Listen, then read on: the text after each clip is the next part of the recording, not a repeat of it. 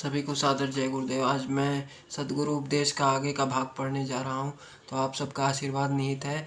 आप सब इन वाक्यों को ध्यान से सुने और कृपया अपना आशीर्वाद बनाए रखें। जय गुरुदेव। तो मैं शुरू करने जा रहा हूँ। जिन लोगों के गुरु बहुत स्थानों पर नहीं हैं और न उन्होंने बनाया है, अपने जाने के बाद तो उनको भटकना नहीं चाहिए, नहीं तो परमार्थ का रास्ता गलत हो जाएगा और सब भ्रष्ट हो जाएगा।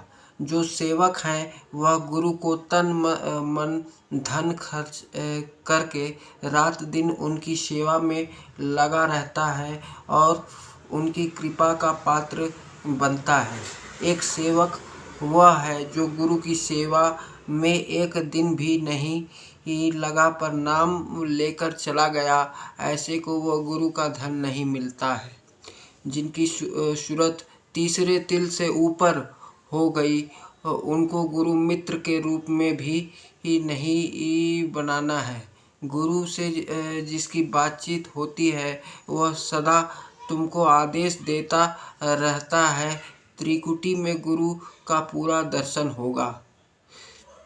गुरु की सर्व शक्ति का उनको पूरा ज्ञान नहीं, जिन्होंने सच्चे सेवकों को और पतिव्रता सेवकों को हिदायत दी कि तुम गुरु करने के बाद फिर गुरु करना।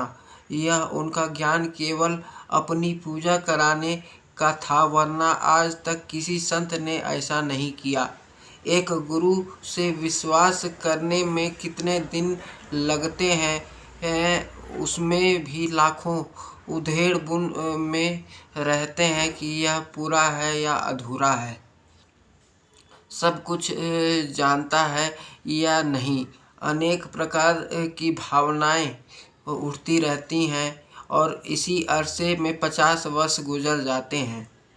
गुरु का शांत होना और फिर किसी पोल से दोबारा प्यार करना, यह अब असंभव है कि उसमें विश्वास पूरा हो। मदद लेना ठीक है, पर फिर उस भाव को त्याग कर दोबारा भाव लाना मुश्किल है। इसलिए गुरु ताकत एक है, जब हमें पकड़ लिया तब हमारे साथ संकल्प कर लिया तो मुझे विश्वास है कि हमारा काम होगा और मुझे गुरु शक्ति छोड़ेगी नहीं। जिन्होंने यह किताबों में लिख दिया कि एक गुरु के बाद दूसरा गुरु करना चाहिए, उन्होंने भी कितने शिष्यों को उपदेश दिया होगा और कितनों को पहुंचा दिया। कितने ऐसे हैं कि गुरु के बाद अपने ही को गुरु कहने लगे और उस गुरु की आज्ञा का पूरा उल्लंघन करने लगे। स्वामी गरीबदास जी महाराज ने साफ लिखा है कि जिसको एक बार पूरे सतगुरु मिल गए और कुछ समय में वह गुप्त हो गए, सेवक को चाहिए न तो गुरु करें और न रूप बदलें, पूरे गुरु के रूप का ध्यान करें। यदि गुरु का बनाया हुआ अथवा पहुँचा हुआ कोई जानशीन हो तो उसका सत्संग करके उससे गुरु की मदद लेवें। गुरु उसका वही रहेगा, पर मदद और सत्संग जानशीन का कर सकता है। बात तो यही सत्य है। एक स्त्री दूसरे पति को अपना तन कैसे दे सकती है? जिन लोगों ने पूरे गुरु पर ध्यान न देकर यह लिखा है कि तीसरे तिल तक सूरत पहुँच चुकी है या आगे गति हासिल है, उसे दूसरा गुरु नहीं करना चाहिए। और जिनका अंतर कभी नहीं खुला है, उनको गुरु के बनाए हुए जानशीन को गुरु कर लेना चाहिए। प्रथम तो यह है कि जानशीन से गुरु के शब्द वो भेद की बातें सुनना और सत्संग सुनकर अपनी कमजोरी दूर करना, यह बात सत्य है। पर पूरा गुरु छोड़ना यह गलत बात है।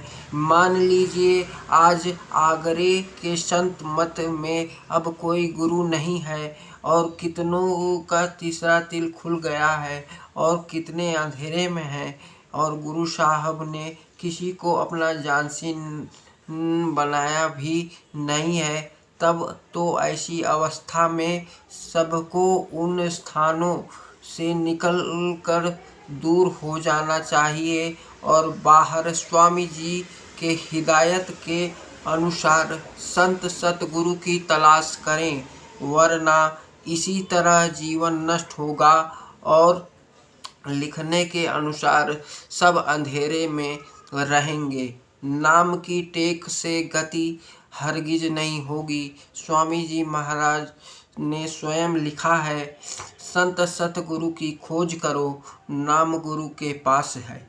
नाम किताबों में नहीं है और न किताबों से नाम मिलेगा। नाम अनुभवी पुरुषों संतों के पास है।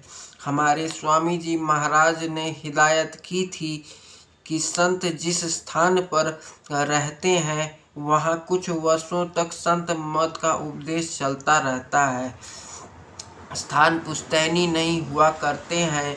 कुछ दिन बाद और मतों की तरह संतों के जाने के बाद लोग टेकी हो जाते हैं। रूढ़ियों में फंसकर गलत जीवों को फंसाने के लिए प्रचार किया करते हैं।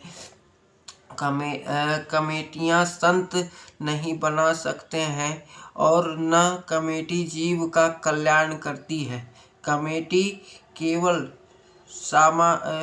सामान के बंदोबस्त के वास्ते बनाई जाती है, न कि सुरतों को अनामी पद में पहुंचाने के वास्ते। अनामी पद में तो संत सुरतों को पहुंचाया करते हैं। जय गुरुदेव। तो आपने इसमें सुना कि जिनकी दिव्य दृष्टि नहीं खुली है उनको जानशीन के पास जा कर के उपदेश लेना चाहिए, उनकी मदद लेनी चाहिए और संत मत की बातों को सुनना चाहिए, सत्संग को सुनना चाहिए। तो वर्तमान में जो है परम पूज्य महाराज जी उमाकांत जी महाराज जो हैं उज्जैन में विराजमान उज्जैन में जिनका आश्रम है उनके पास आप लोग पहुँचें और गुरु जी की बात को मानते हुए अपनी दिव्य दृष्टि खोलें, साधन भजन में लगें और शाकाहारी सदाचारी रहें, नशा मुक्त रहें। यही मेरी प्रार्थना है। जय गुरुदेव।